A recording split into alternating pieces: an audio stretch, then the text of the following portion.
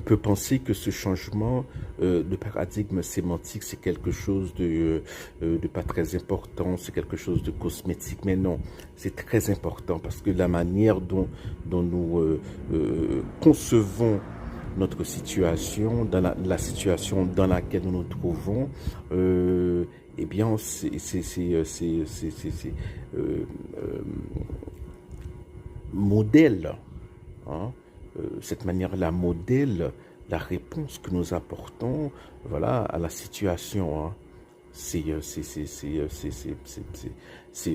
nous continuons à penser aux problèmes d'Haïti comme étant des problèmes d'insécurité, eh bien nous chirons.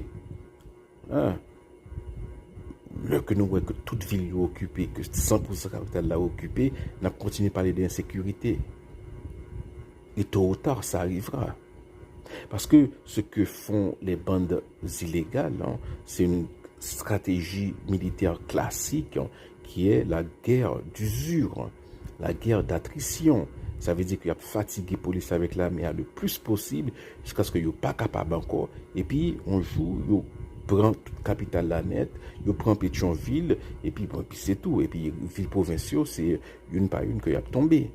Et puis, voilà. Voilà le scénario qui se profile, que je vois arriver. C'est pas de l'insécurité.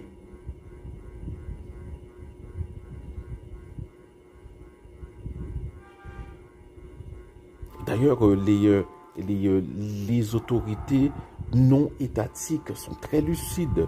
Par exemple, le directeur de Péligre, il y a 2 semaines, a déjà lancé un SOS. Il dit les bandits se retranchent dans des petites localités et au bon moment, au moment approprié, eh bien, ils déverseront sur Péligre et en prendront le contrôle.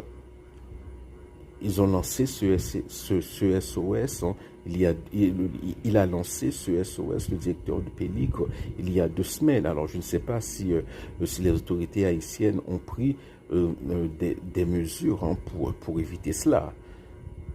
Si on ne pas prendre mesure pour éviter ça, ça privé éventuellement quand même. Et c'est ça le truc, c'est qu'on voit que, voilà, que il y a des trucs qui arriveront éventuellement. De toute façon, si des mesures draconiennes ne sont pas prises, si nous continuons à penser que nous avons un problème d'insécurité, eh bien, nous chirons. Voilà.